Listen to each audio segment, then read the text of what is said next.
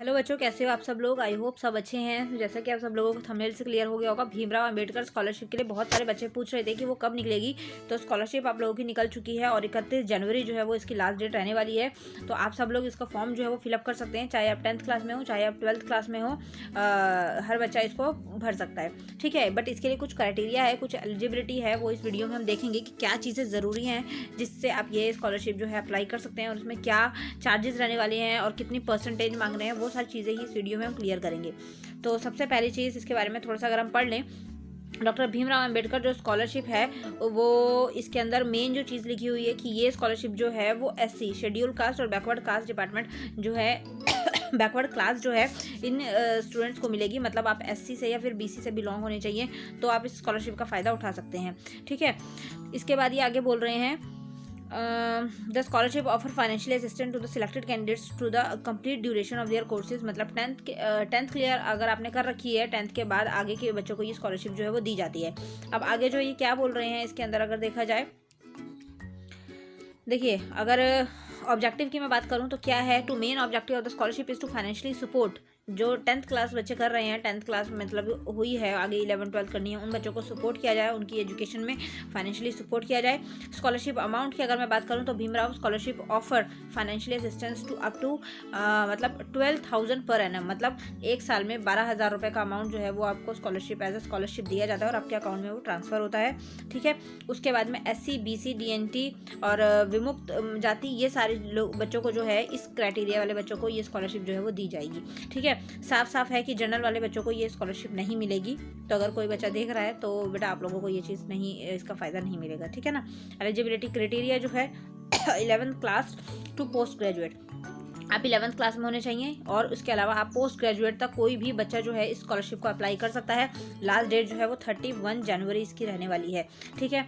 तो इसके लिए आप लोग देख लीजिए और फटाफट जो आसपास आपके कैफ़े वगैरह हों वहाँ पर जाके आप थोड़ा सा पता कीजिए और इसको भरिए। एक चीज़ जो बहुत इंपॉर्टेंट है, आपका इनकम सर्टिफिकेट लगेगा और उसके अंदर आपकी इनकम जो है वो 4 लाख से ज़्यादा नहीं शो होनी चाहिए।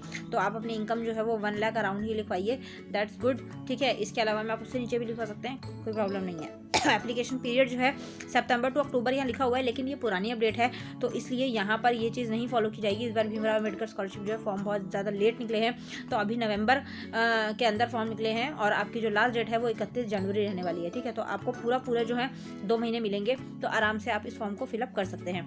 बस आपने थोड़ा सा ध्यान रखना है क्योंकि बहुत सारे बच्चे फॉर्म निकल जाने के बाद में थोड़ा होश में आते हैं। उसके बाद आगे ये क्या बोल रहे हैं, ये देखिए स्कॉलरशिप अमाउंट की अगर मैं बात करूं तो अगर आप क्लास 11th में हैं तो इसके अंदर आपको 8,000 रुपये मिलेंगे, ठीक है। फर्स्ट ईयर ऑफ ग्रेजुएशन है तो 8,000 रुपये, 9,000 रुपये, 10,000 रुपये अकॉर्डिंग टू ईयर कोर्स ये आपको अमाउंट मिलेगा। उसके बाद में फर्स्ट ईयर ऑफ अगर आप पोस्ट ग्रेजुएट कर रहे हैं तो 9,000 है, उसके बाद 11,000, 12,000, तो यहाँ तक की स्कॉलरशिप जो है आप लोगों को दी जाएगी, ठीक है।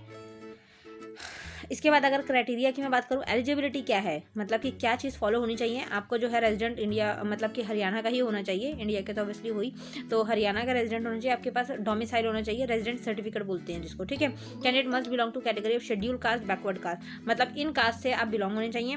एनुअल इनकम आपकी 4 लाख से ज़्यादा नहीं होनी चाहिए। The applicant must not be availing the benefit of any other merit based scheme, मतलब कोई स्कीम वगैरह हो अगर उसका आप मतलब कि फ़ायदा ना ले रहे हो, उसका आपने फॉर्म वगैरह ना फिलअप कराओ, ठीक है। ये चीज़ बोल रहे हैं बाकी आप भर दीजिएगा, कोई प्रॉब्लम नहीं है। The candidate must be studying in class 11 to post graduate, मतलब आप इस 11 से लेके आप आगे पोस्ट ग्रेजुएशन तक कोई भी अगर आप कोर्स कर रहे हैं, किसी भी आप उसमें हैं तो आप कर सकते हैं, ठीक है। आप इसको फिल कर सकते हैं।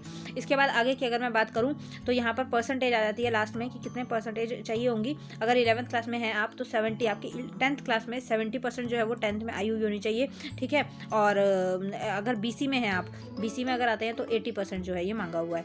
और रूरल एरियाज से अगर बिलोंग करते हैं, मतलब अगर आप अर्बन से नहीं रूरल से बिलोंग करते हैं तो आपके 60% जो है वो सिर्फ मैट्रिक में मांगे गए हैं और बीसी में आगे जो है 75% जो है वो बीसी वालों के लिए बोला गया है।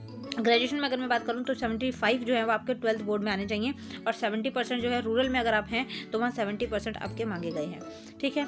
इसी तरीके से पोस्ट ग्रेजुएशन की अगर मैं बात करूं तो अगर आप ग्रेजुएशन में 65% लेकर आए हैं, अगर आप अर्बन से हैं और आपके 65% जो है वो आ रखी हैं तो वो चीज़ आप अप्लाई कर सकते हैं। और 60% जो है ग्रेजुएशन में अगर आ रखे हैं आपके, अगर आप यहाँ से हैं जिसको बोल सकते हैं कि रूरल एरिया से हैं, तो आपके 60% भी वो एलिजिबल होंगे।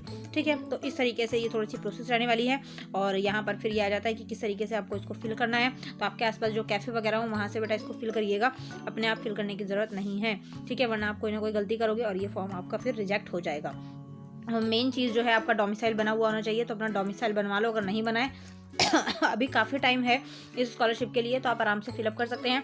इसके अलावा में आपकी फैमिली आईडी होनी चाहिए, आपका आधार कार्ड होना चाहिए और पासपोर्ट साइज़ आपकी फ़ोटो होनी चाहिए।